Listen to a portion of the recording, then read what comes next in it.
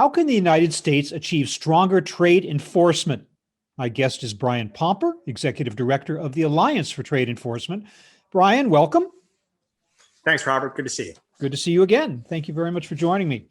So, what did your recent poll tell you about U.S. voter attitudes on trade? Well, I think I always talk about trade enforcement and enforcing our trade agreements as the motherhood and apple pie of trade policy. It's the sort of thing that everybody can get behind, no matter which party you're from. And I think this survey really bore that out. So you've got nearly 3/4 of people think, hey, we've got to be the leader in cybersecurity. We've got to lead in aerospace and military technology. We've got to 2/3 believe we need to lead in the biotech and pharmaceutical sector. And the only way we're going to do that is if we're able to have these international markets and our trading partners live up to the obligations that they've made to us. Now, who did you actually poll? Are they just general members of the public, or were they in any industry related to trade, or who were they? These were, it was a nationwide poll. It's 1,000 nationally representative registered voters, and no experts, just members of the public. Interesting that being the case, that people are so aware of trade. I would imagine that to a certain degree, especially when it comes to issues like intellectual property, that people would neither know about it nor care about it. But you're finding that's not the case. Yeah, in fact, really 2/3, 67%, said they believe it is very important that U.S. policymakers protect American intellectual property and innovation. And what's even more interesting, Robert, is that nearly that amount, I think about 64%, said it's important for Americans to lead in the biopharmaceutical sector. And what I find so interesting about that is there are always complaints about people paying too much for their medications, right? And you often think about the pharmaceutical industry as one that Americans love to hate.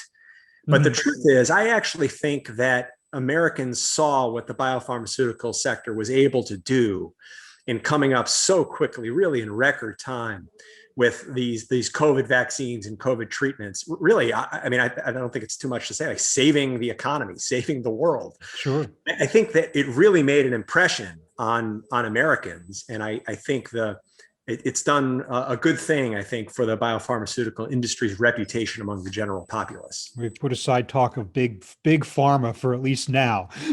Yeah, right, exactly. Maybe it'll come back. But did you get a sense of how they feel, how your survey audience feels about Biden's trade agenda so far? We didn't really talk so much about the specifics of the Biden trade agenda. It was really much more about, what do you think is important? What industry sectors are important? Is it important for us to have trade agreements? Is it important for us to enforce those trade agreements?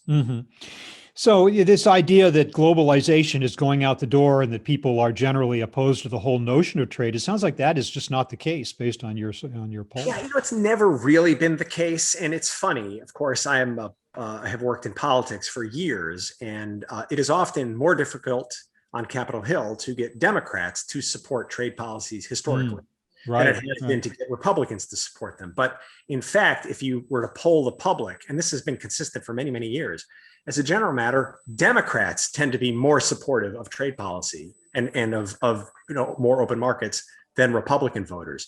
So there's been always this little bit of a disconnect. But I do think instinctively, most Americans understand that we here in the United States are a pretty small number of the populace in the world. We're a wealthy country, so we have a lot of purchasing power, but still 3/4 of the world's purchasing power is outside of the United States. Right. And if we want to have world leading industries, we've got to tap into those markets. Now, you and I talked previously about dismantling barriers to foreign trade on the part of our trading partners. How then can we achieve on our end better trade enforcement, stricter trade enforcement, and in which areas is it most needed? Yeah, it's a very good question. Thank you. I would say what is at the top of mind here in Washington, D.C., where I am, in the policymakers' minds, is the U.S.-Mexico-Canada agreement that was recently approved by Congress with overwhelming majorities, record votes. And the concern there is I'd say there are concerns both with Canada and Mexico. And in fact, I think just today, the U.S. Trade Representative took another step to enforce Canada's obligations in the dairy sector with respect to us. Mm-hmm. But I'd say Mexico is a particularly difficult problem right now. It does look like Mexico is adopting a variety of measures utterly without regard to the fact that it has signed this agreement with us and is committed not to do certain things. I wonder what's going on there. I mean, what might be the reason for that? It's a good question. I think part of it is you do have a populist government who is not considered to be sort of business friendly, right? So, and the USMCA was initially being negotiated by the prior administration. So I think there's some lack of ownership, perhaps. But regardless, it's a major concern to a whole range of sectors here in the United States. Certainly creative industries and the copyright industries, the movie industry, the pharmaceuticals, the agriculture industry, the oil and gas industry. I mean, the food industry, manufacturers, there's really a whole ton of issues that are coming to the fore with Mexico. And so here in Washington, people are looking at that and saying, boy, we really hope USTR is going to enforce the commercial obligations at USMCA. They have filed a labor case, and the AFL-CIO has filed its own petition for a labor case. And so the labor provisions of USMCA are being enforced. And I think here in Washington, we're hoping that there will be enforcement beyond just the labor parts of that agreement. One can see this issue only becoming more important going forward because of the extra attention now being paid to Mexico as a potential source of nearshoring production that was originally in Asia or China. It seems like this is Mexico's moment to shine as our alternative sourcing country, and that here we are with all of these problems. So I could see where it would come to the fore as a big issue. Yeah, no, you're absolutely right. In fact, the prior administration focused on moving supply chains out of China, right? They had all these tariffs on China. Their preference, of course, was for companies to move those supply chains back to the United States. Yeah. But a second best option was move your supply chains to Mexico, right? Because we've just done this USMCA. If it's out of China, we prefer it be here, but if you're going to do it in Mexico, that's good too, as long as you're out of China and you're using this agreement we've now negotiated. Yeah. Now, as we step forward to take steps to ensure stronger enforcement of our U.S. trade policies, do we risk retaliation by our trading partners, which is often the case? Also an excellent question, Robert. I'm old enough to remember when in the 90s, the United States was winning a variety of trade disputes against the European Union and we were winning them, right? So we weren't just retaliating or making our own judgment. We were bringing cases and winning them in the World Trade Organization. The European Union didn't like that, and so it cast about looking for something that it could win at the WTO against us. And they found a tax policy, which ultimately led to the whole Fisk ETI dispute, which I won't bore your listeners with. But I think as a general matter, if countries are not living up to their obligations to us, we are fully in our rights, and those countries know that we're in our rights. They may disagree with us, and they may argue against it in the international court that we go to, and they may try to retaliate against us, but under the terms of the agreement, they really can't do so unless they follow the similar process that we're taking. So what they really need to do is find some area where we ourselves are falling short on our obligations to them. And I'd say, look, the United States is, our hands are not perfectly clean ever. There are certainly times that we don't fully embrace our obligations, but I think we generally do a better job than most of our trading partners. Do you think that enough attention is being paid to the entire issue right now, given the fact that the Biden administration's obvious priorities from the start were, number one, to get control of the pandemic, and number two, to get the economy back on track and infrastructure, all these domestic issues? Do you think that they're taking center stage and maybe pushing trade to the side right now, or can we do all that at once with no problem? I would make a distinction between new trade policies and trade enforcement. So I think the Biden-Harris administration and Ambassador Tai they've been very clear that they are not in a rush to go out and negotiate new trade agreements. And I think that is entirely understandable and defensible in the sense that, to your point, we've got to deal with the pandemic. We've got to deal with trying to get the economy back on track. There was a racial justice crisis, really. I know the administration talks about a climate crisis. So they've got very large priorities that they want to try to get moving. And I think it's what they're really thinking about was how do we rationalize the policy that they've inherited from the last administration.